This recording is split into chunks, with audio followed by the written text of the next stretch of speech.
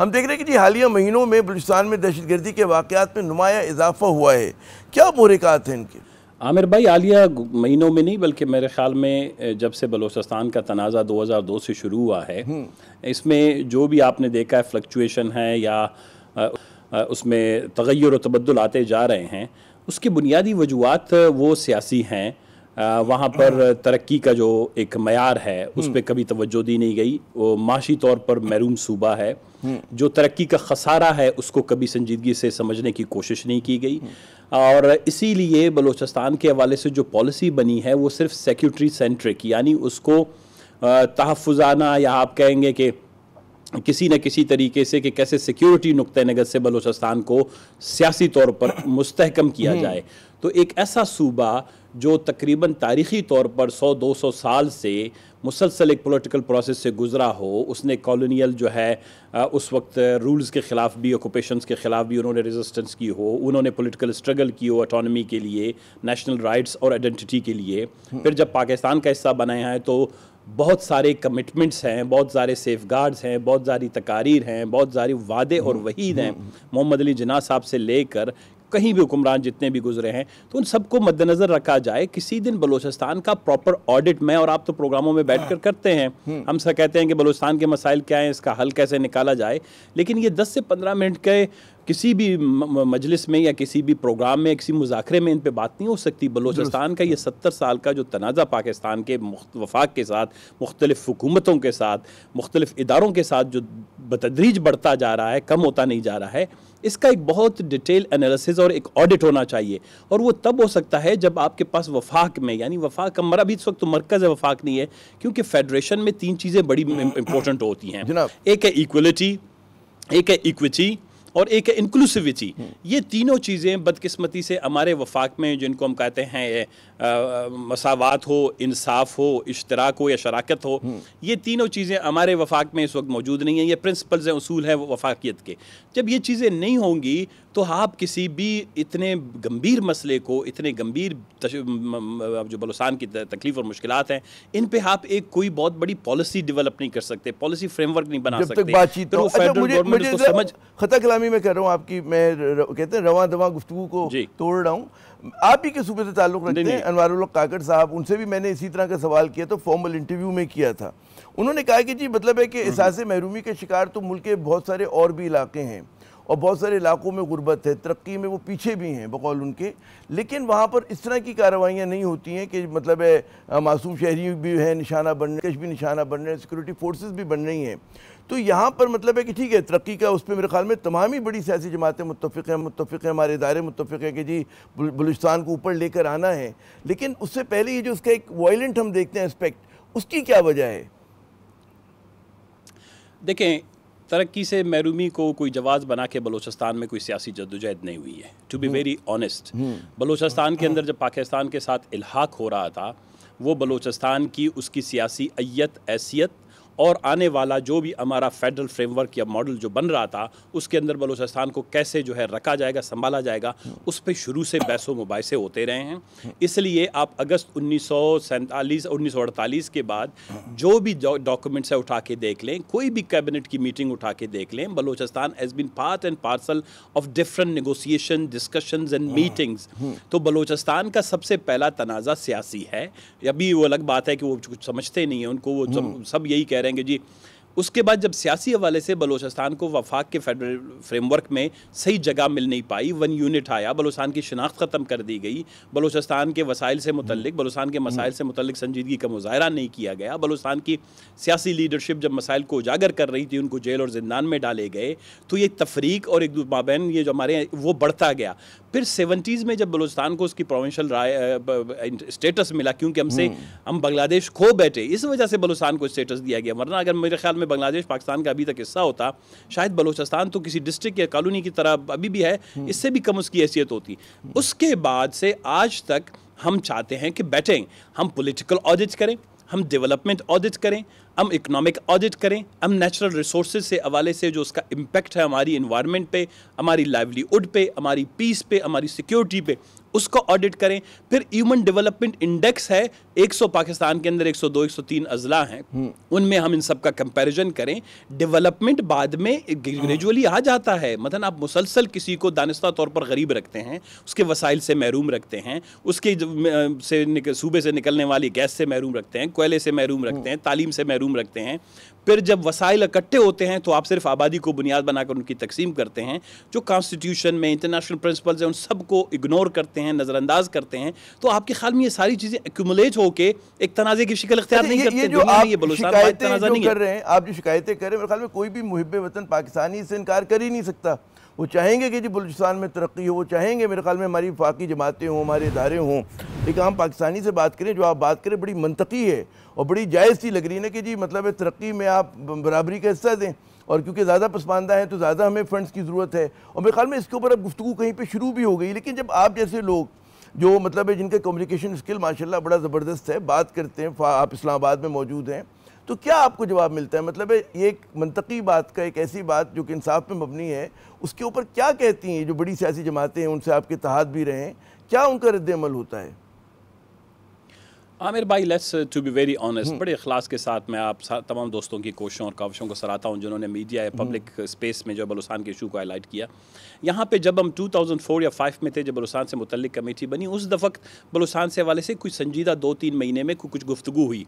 उसके बाद से ये जो हमारी आप समझते हैं कि मंतकी गुफ्तगू है, हमने आर्टिकल्स लिखे, हमने किताबें लिखी, हमने फोरम्स पे बात की, हमने बलूचिस्तान के मसले को इस्लामाबाद में आज तक बलूचिस्तान के हवाले से कोई संजीदा गुफ्तगू नहीं हुई। देखिए, बलूचिस्तान से मुतल्लिक नुक्ता नज़र है मुख्तलिफ। एक नुक्ता नज़र जो अनवारुल हक अभी उसको रिप्रेजेंट कर रहा है, उसका अपना तो नहीं है, वो किसी और का है, लेकिन उसके सिविलियन फेस में अगर उसको रिप्रेजेंट करता है वो भी बहुत फॉल्टी है, वो भी बहुत सेरी कमज़ोरियों से भरपूर है। दूसरा एक नुक्ता नज़र है वो इस्लामाबाद में जो हमारे सिक्योरिटी अपरेटस वाले कि जी इसमें जो है फ़ॉरेन इंटरफेरेंस या फ़ॉरेन इन्वॉल्वमेंट है। तीसरा ये है कि पाकिस्तान में जी हम आबादी की बुनियाद पर डेवलपमेंट कर सकते हैं, इसके अलावा हमारे पास कोई और ऑप्शन नहीं है। हम ना ऑस्ट्रेलिया के मॉडल को, ना जनूबी अफ्रीका के मॉडल को, न और तो और छोड़े हमारा जो दुश्मन मुल्क है भारत है, उसके नेशनल फाइनेंस कमीशन के मॉडल को उसने अपने 28 स्टेट में से उनके 12 स्टेट्स में तनाज़ात चल रहे थे, कॉन्फ्लिक्ट चल रहे थे, तरक्याती खसारा या जिसको डेवलपमेंट डेफिसिट कहते हैं, उस सब को डील करने के लिए उन्होंने मैकेनिज्म्स बनाए, कॉन्स्टिट्यूशन इंस्टीट्यूशंस बनाए। उन कॉन्स्टिट्यूशनल इंस्टीट्यूशंस को हमेशा जो है वो क्या कहते हैं रोटेशन में काम करते रहने दिया, तो उसके वजह से वहाँ पर भी आप देखें कम हो गए। तो हम किसी मॉडल को अपनाने के लिए तैयार नहीं है। डिबेट, डिस्कशन, डिस्कोर्स बलूचिस्तान के मसले के हल के लिए कोई संजीदा आज तक तकरीबन 2004 या 5 में जो हुई बलूचिस्तान कमेटी बनी किसी नतीजे पर नहीं पहुंची, उसके बाद आज तक नहीं हुई है। कि मैं अभी डॉक्टर इशफाक हसन खान हमारे माहिर मईशत हैं, फॉर्मर एडवाइज़र, तो उन्होंने कोई स्टडी की है, उन्होंने इसके बाद से कुछ वज़ीर आला से मुलाकात भी की कि जी NFC का फॉर्मूला जो पॉपुलेशन पे बेस्ड है ये मुनासिब नहीं है, और क्योंकि इसमें एक तो लोग इन्फ्लेट करते हैं अपनी पॉपुलेशन को, और मतलब है उसके अंदर जो आप फरमा रहे हैं कि जी बैकवर्डनेस या दीगर अवामिल हैं उसको आप डिस्ट्रीब्यूशन ऑफ रिसोर्सेज में नहीं गिनते। तो मेरे ख्याल में कहीं इसके ऊपर गुफ्तगू शुरू तो हो गई है इस्लामाबाद में, आपके इल्म में होगा गालिबन। देखिए ये शुरू मुझे याद है जब 2003-4 में से जब मैं सेनेट में हूँ, हमने कोशिश की है कि इस पर संजीदगी से बात हो। और ये पॉपुलेशन जो हमारा कौंसल है वो हर साल अपनी मीटिंग करता है कि पाकिस्तान के अंदर आबादी बड़ी तेज़ी से बढ़ रही है, उसको कैसे कम किया जाए। हमने एक नहीं 10 मीटिंग्स ऐसे थे जिसमें अटेंड किया, उनको साबित करवाया कि आपकी जो पॉलिसी है वो पॉपुलेशन ग्रोथ को जो है बढ़ा रही है। आप डेमोग्राफिक डिविडेंड जिसको कहते हैं कि आबादी कम करने वाले सूबों को कोई इंसेंटिव्स नहीं देते। मैं दोबारा आऊँगा क्योंकि हमारे यहाँ लोग दूर वाली मिसाल कनाडा की, ऑस्ट्रेलिया की, साउथ अफ्रीका की नहीं समझ पाते। भारत ने तकरीबन इसी तरह का किया कि जब वहाँ पर मुख्तलिफ रियासतों के माबैन तफावती तफर्रुका था, तरक्याती हवाले से एक दूसरे से जो है एक इम्बैलेंस था, या वो क्या कहते हैं कि उसको एड्रेस करने के लिए उन्होंने अपने नेशनल फाइनेंस कमीशन में 45% इनकम डिस्टेंस की बुनियाद पर रख दिए। इनकम डिस्टेंस ये है कि अगर आप अमीर हैं, मैं गरीब हूं, तो हम दोनों के दरमियान इनकम डिस्टेंस को देखकर नेशनल फाइनेंस कमीशन में गरीब सूबे को ज़्यादा पैसे दिए जा रहे हैं ताकि उसके लोगों की भी जो इनकम है, उनकी जो मयार ज़िंदगी है वो बेहतर हो। उसके अलावा उन्होंने 15% रकबे को दिया है, 15% आबादी को दिया है, 10% इन्वायरमेंट को दिया है, 2.5% के करीब, बल्कि 12.5% के करीब अपना उन्होंने दिया हुआ है उसको डेमोग्राफिक डिविडेंड को। यानी जो सूबा या जो रियासत अपनी आबादी कम करेगा, हम उसको एक सर्टन अमाउंट ऑफ जो है इंसेंटिव देंगे। पाकिस्तान में हमने ये मौजू कि हम एक ऐसी यूनिक वफाक तो बन गए हैं, पाकिस्तान में वफाक ही नहीं रहा। कॉन्स्टिट्यूशन जो है, जितने भी हमारे यहाँ इंस्टीट्यूशन है, नेशनल फाइनेंस कमीशन एक मैकेनिज्म है, एक इंजन है जो पाकिस्तान के अंदर फाइनेंशियल रिसोर्सेज के मेथड्स को। ये पॉइंट आपका बड़ा अहम आपने नुक्ता उठाया, लेकिन जो लोग नाकदीन हैं वो ये कहते हैं कि जी अभी भी बलूचिस्तान के फंड्स में इजाफा हुआ है कुछ अरसे में, पिछले मतलब 18वीं तरमीम के बाद, लेकिन वहाँ पर जो है सही तरीके से वो फंड्स यूटिलाइज नहीं होते हैं। वहाँ पे गवर्नेंस का क्राइसिस है, एक बुरहान है कि सूबाई हुकूमत जो है, सूबाई वज़रा जो हैं या जो आपकी असम्बली है बलूचिस्तान की, उस तरह से अपने इलाकों की उसके लिए काम नहीं करते। जो फंड मिलते भी हैं वो भी ज़ाया हो जाते हैं, बदनवानी की नज़र हो जाते हैं। तो ये बहुत बड़ा बयानिया है। और मेरी आज वहाँ के सहाफ़ियों से बात हुई थी, वो यही रो रहे थे। आपकी बात आमिर भाई बिल्कुल दुरुस्त है। जो नेशनल फाइनेंस कमीशन 2010 के हमारे एनएफसी के बाद हुआ, आज 15 साल गुजर गए हैं। 3 एनएफसी अवार्ड और आने चाहिए थे जो नहीं आए हैं। उसके तहत तमाम सूबों को कोई 1-2%, पर्टिकुलरली बलूचिस्तान को 1-2% ज़्यादा मिले हैं, इससे ज़्यादा नहीं मिले हैं। लेकिन मैं कहता हूं, मैं मनाजरे की दावत देता हूं पाकिस्तान के सारे टॉप इकनॉमिस्ट्स को कि 2010 से लेकर 15 सालों में हम एक मनाजरा करें कि किस सूबे को किस बुनियाद पर सबसे ज़्यादा, वो जो फार्मूला बनाया गया था वो भी घुमा फिरा कर जाके बाकी सूबों को ज़्यादा फ़ायदा देता है बनस्बत बलूचिस्तान के। क्योंकि उसमें तो यही है ना, 82% जो है आप पॉपुलेशन के बेस पे देते हैं, फिर उसके बाद आपने जो एक पॉवर्टी का जो एक इंडेक्स बनाया है वो भी बलूचिस्तान को कम जाता है, बाकी सूबों में उसके फ़वाइद भाई ज़्यादा जा रहे हैं। तो बलूचिस्तान का जो आप पाकिस्तान के जियोग्राफिकल कंटेक्स्ट में, इकोनॉमिक और पॉलिटिकल कंटेक्स्ट में जब बलूचिस्तान को देखना चाहते हैं, मैंने सूबाई असम्बली में एक करारदाद पास करवाई जिसमें 10 के करीब क्राइटेरियाज आइडेंटिफाई किए। आप इकोनॉमिक डेवलपमेंट, इकोनॉमिक अपॉर्चुनिटीज़ को, नेचुरल रिसोर्सेज के अपॉर्चुनिटीज़ को, जिस तरह आज बलूचिस्तान की मादनियात हैं, आप वाशिंगटन में बैठ के लंच पे, डिनर पे डिस्कस करते हैं। आप कोई झेलम के पानी को या कोई चनाब के पानी को डिस्कस नहीं करते हैं। जब बलूचिस्तान के पास इतनी पोटेंशियल है, उसके पोटेंशियल को कभी आपने रिवार्ड के तौर पर लोगों को नहीं दिया। अब आता हूँ कि करप्शन बलूचिस्तान में कैसे होती है। बलूचिस्तान के अंदर जब डाइल्यूटेड या मैं कहता हूँ मिलावट ज़्यादा जमहूरियत आप बनाते हैं, मनपसंद अफराद को ज़बरदस्ती आप असम्बलियों में ले आते हैं, उनका काम ही यही होता है कि वो पैसे बनाकर आपके सूबे को मजीद तबाही और बर्बादी की तरफ ले जाएं। एक रीसेंट मिसाल आपको दे दूं, 2 महीने गुज़श्ता 70 अरब रुपए बलूचिस्तान में कहा जा रहा था कि बलूचिस्तान में बहुत बड़ी जो है अचीवमेंट हुई है कि बलूचिस्तान ने जो है अपने 90% पैसे जो हैं वो बजट से पहले खर्च किए। क्या हुआ, ड्रामा क्या था? माइंस एंड मिनरल एक्ट पास करने के बाद तमाम अराकीन असम्बली को कह दिया गया कि अगर आपने 100 रुपए की कलम ली है, इसको ले आए, हम आपको इसको 1000 रुपए की इसकी कीमत लगा के आपको 900 रुपए इसमें इजाफी दे देंगे। बलूचिस्तान में प्लानिंग एंड डेवलपमेंट डिपार्टमेंट ने 5 से 10% ब्यूरोक्रेट्स ने करप्शन में की, उसके परसेंटेज की बुनियाद पर 70 अरब रुपए की स्कीमें रिवाइज की गई। ऐसी स्कीमें जो सिर्फ और सिर्फ बजरी, रेत, सीमेंट और सरिया से मुतल्लिक हैं। एक का ताल्लुक तालीम, एक का ताल्लुक सेहत, एक का ताल्लुक इंडस्ट्री, एक का ताल्लुक लाइव स्टॉक, एक का ताल्लुक फिशरी से नहीं है, क्योंकि उन सेक्टर से पैसे नहीं बनते, कमीशन नहीं बनते। आज तक बलूचिस्तान में ये अभी की 2 महीने पहले की बात है, 70 अरब रुपए की करप्शन।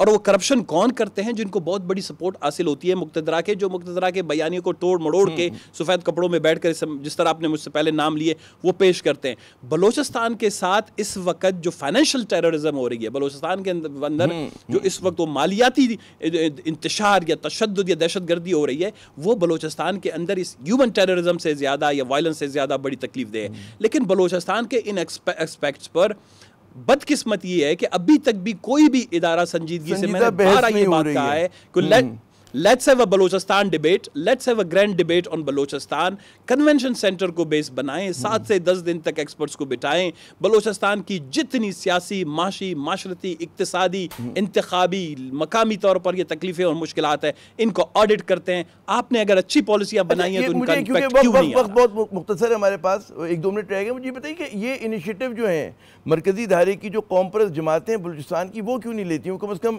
एक ऑल पार्टीज कॉन्फ्रेंस क्यों नहीं कर सकती इस्लामाबाद बाद में कि जिसको आप उसकी मेज़बानी करें या डॉक्टर मालिक की पार्टी मिलके कर ले, 2-3 पार्टीज की जिसमें आए तमाम पार्टीज, बुलाएं उनको कि जी बात करते हैं। आमिर भाई एक तो बात यह कि आपकी बात काट रहा हूँ, आपका भी वक्त कम है। देखें, बलोचिस्तान से मुतल्लिक इनिशिएटिव ऑल पार्टीज कॉन्फ्रेंस तसलसल के साथ इस्लामाबाद में हुए हैं मुख्तलिफ मौजूआत पर। अभी बलोचिस्तान नेशनल पार्टी ने क्वेटा में तमाम सियासी जमातों को इकट्ठा करके बलूचिस्तान के अंदर जो भी कसीर मसाइल हैं उनमें बेशमूल जो आने वाले मसाइल जिनकी निशानदेही mines and mineral act PPL की जो एग्रीमेंट है गलत हुई थी, मौजूदा हुकूमत की गलत पॉलिसी, एंटी टेररिज्म एक्ट जो बनाया गया था, इन पे हमने तफसीली की। आप अंदाज़ा नहीं लगा सकते हैं कि अखबारात को, मीडिया को पाबंद किया गया कि आप में से इसकी खबर भी नहीं चलानी है।